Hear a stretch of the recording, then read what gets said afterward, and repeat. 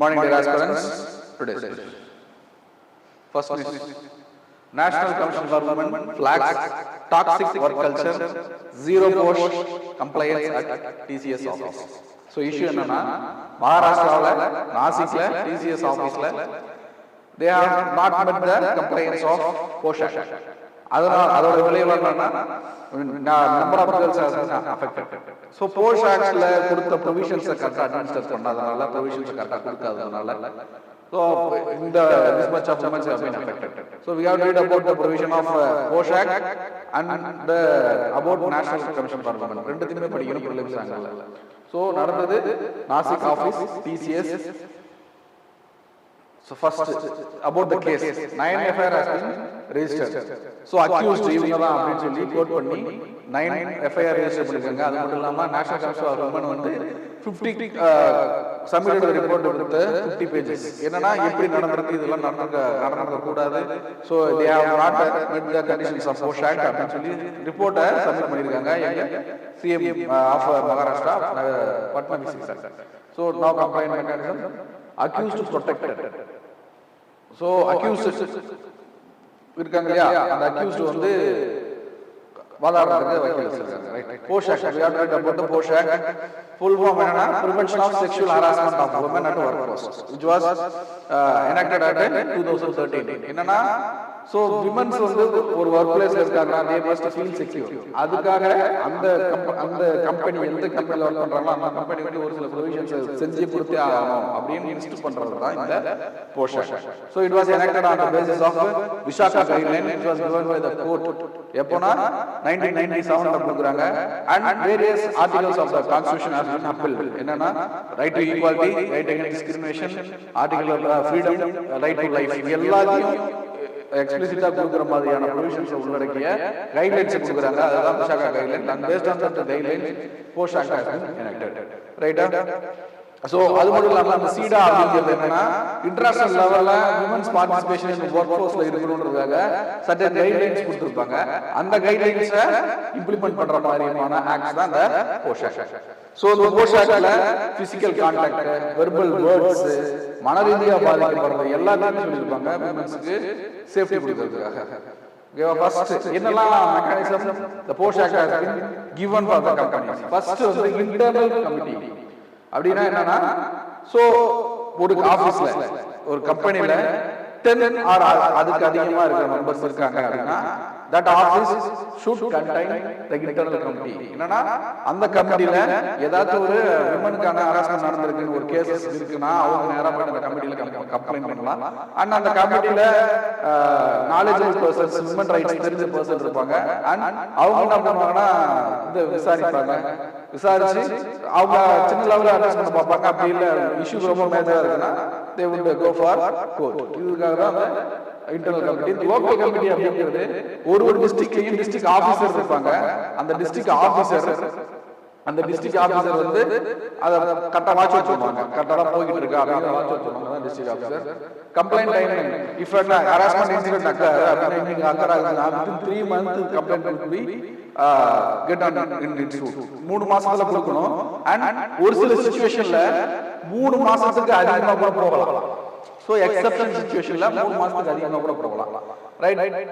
இன்குயரி என்னன்னா இன்குயரி அப்படிங்கிறது ஏன் நடந்துச்சு, எப்படி நடந்துச்சு அப்படிங்கறத பார்க்கிறதுக்காக தான் within 90 days வந்து என்கொயரி ஒன்ஸ் ஸ்டார்ட் பண்ணிட்டாங்க அப்படின்னா என்கொயரி ஸ்டார்ட் பண்றதுக்கு முன்னாடியே இதை அட்ரஸ் பண்ணி சால்வ் பண்ண முடியும். ஒன்ஸ் என்கொயரி ஸ்டார்ட் பண்ணிட்டாங்கன்னா within 90 days the authorities must submit the inquiry report. ஓகேவா? the committee has the power of civil court. civil court பவர்னா சம்மன் பண்ணலாம், அதை இன்குயரி பண்ணலாம், ரிப்போர்ட் ரெடி பண்ணலாம், கோர்ட்டுக்கு அனுப்பலாம், தண்டனை வாங்கி கொடுக்கலாம். இதெல்லாம் தான் வந்து சிவில் கோர்ட்டுக்கான பவர்ஸ். சோ அந்த பவர் வந்து இந்த டியூட்டி எம்ப்ளாயி அண்ட் டியூட்டிஸ். எம்ப்ளாயர்னா கம்பெனி நடத்துறாங்க அந்த எம்ப்ளாயர், வர்க்கர்ஸ் வந்து எம்ப்ளாயர் என்ன பண்ணணும்னா they must provide safety for the women at workplace, display panel consequence prominently. panel என்னன்னா வர்க் பண்ணிருக்காங்க அப்ப டிஸ்ப்ளே பண்ணனும். அவேர்னஸ் ப்ரோகிராம் இப்படிலாம் கம்ப்ளைண்ட்ஸ் கமிட்டி இருக்குன்றத முதல்ல அங்க இருக்கிற எம்ப்ளாயீஸ்க்கு சொல்லணும். சோ இது எல்லாமே பண்ண வேண்டியது employee. Okay, non-compliance. So in the provisions, post act provision follow பண்ணலனா the employer must face the consequence of paying 50,000 rupees as a fine. அதுக்கு மேல கொடுக்க முடியும். Situation severe ஆகுது. Second is VBG Ramji. So 2006 ல இருந்து நடைமுறையில் இல்ல about 2 decades இருந்தது NREGA which is giving the employment opportunity for the below poverty line people in the rural areas. அதிக 100 நாள் வேலை திட்டம் சொல்வாங்க. சோ அத ஃபுல்லா ரிவீல் பண்ணிட்டு from July 1 onwards VBG Ramji Vikshit Bharat Guarantee for Rozgar and Ajivika Mission Gramin அப்படிங்கற ஒரு புதுசான அப்டேட்டட் ஆக்ட் தான் கொண்டு வர போறாங்க. சோ இனிமே அதெல்லாம் ஃபாலோ பண்ணணும். சோ அதோட ப்ரொவிஷன்ஸ் நம்ம ஃபர்ஸ்ட் எம்ப்ளாய்மென்ட் டேஸ் அந்த நரேகால 100 நாள்னா இங்க 125 days and this is skill based work. So water conservation ல இருந்து cottage industry promotion ல இருந்து எல்லாமே பண்றது என்னன்னா ஸ்கில் பேஸ்ட் ஒர்க் வந்து VBG Ramji but just work skill தேவையில்ல. சோ எம்ப்ளாய்மென்ட் வேணும் அப்படின்றது வந்து சொல்றது என்னன்னா MG NREGA right funding button. So NREGA scheme 100% funding will be given by the union government but now 60% fund will be given by the union government and 40% fund will be by the state government, and in the case of not in the state 90% of fund will be given by the union government and 10% of the fund will be given by the state government. So digital governance, so already Narega digital governance is there but not up to the expected level, but in the VBG Ramji biometric system geotagging system எல்லா சிஸ்டத்தையும் update பண்ணிருக்காங்க. So இந்த loop holes இல்லாம கரெக்ட்டா scheme கொண்டு வரணும்ன்றதுக்காக ரைட்டா. So thematic categories of works. First water conservation. Water conservation னா water security promote பண்றது. So local ஏரியாவுல வாட்டர் அவைலபிலிட்டி அங்கேயே கிடைக்கிற மாதிரியான செயல்களை ஸ்கில் பேஸ்ட் வர்க் பண்ணணும். ஃபர்ஸ்ட் லைவ்லிஹுட் இன்ஃப்ராஸ்ட்ரக்சர் ப்ரோமோட் பண்றது. Core rural infrastructure.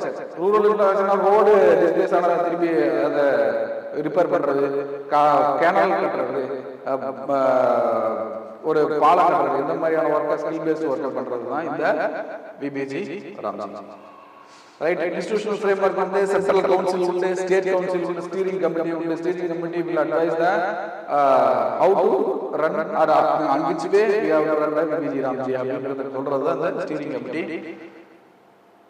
So KYC 11.58 crore registered worker இதுக்கு முன்னாடி இருந்தவங்க registered worker வந்து அக்கவுண்ட் வந்து 11.58 crore and 0.95 crore active workers. இந்த டைம்ல ஆக்டிவா இருக்கவங்க இவங்க சீசனல் பிளாக் அவுட். அந்த சீசனல் பிளாக் அவுட் அப்படின்னா என்னன்னா டியூரிங் சீசன் டைம், சீசன்னா அக்ரிகல்ச்சர் சீசன் டைம். இந்த 100 நாள் வேலை வாய்ப்பு திட்டத்தினால என்ன ஆயிடுச்சுன்னா அக்ரிகல்ச்சருக்கு அலைட் செக்டார்ஸ்க்கு ஒர்க்குக்கு போக ஆளே இல்லை. ஏன்னா அவங்க செக்டார் வந்து நரேகா ஸ்கீம் பண்றாங்க. நரேகா ஸ்கீம்ல ஒரு நாளைக்கு 369 சம்திங் ருபீஸ் வந்து தமிழ்நாட்டுல மட்டும் 100 நாள் வேலை வாய்ப்பு திட்டத்துல எய்ம் பண்ணிட்டு இருக்காங்க. சோ இவங்க அந்த ரூரல் ஏரியாவில் அந்த 100 நாள் வேலை வாய்ப்பு திட்டத்துக்கு போகிறதுனால for the work for agriculture and allied sectors work force இல்ல. சோ அத சரி செய்ய வழியில seasonal black out. Seasonal black அவுட்னா the sowing season எந்தெந்த இடத்துல அக்ரிகல்ச்சர்ல ரொம்ப நெருக்கடியா ஆட்கள் தேவைப்படுற சீசனோ அந்த சீசன்ல இந்த VBG Ramjiயோட ஒர்க் வந்து அல்டிமேட்டா ஸ்டாப் பண்ணிடுவாங்க. சோ ஒர்க் அந்த இடத்துல இருக்காது.